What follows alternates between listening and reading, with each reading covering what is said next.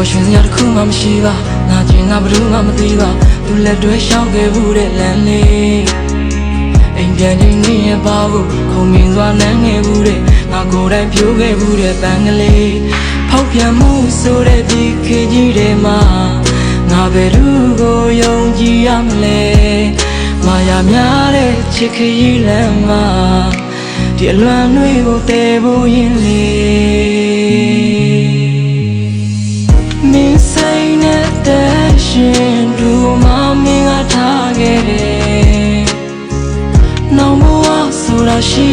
ရင်ဒီလိုမျိုးထမ်းမဖြစ်ပါရစေတစိမ့်တွေပြန်ဖြစ်ဖို့ငါတို့အများကြီးရင်းနှီးခဲ့ကြတယ်နောက်ရင်ခွင်အသေးမှာပျော်နေတဲ့မင်းကတိတ်လာတယ်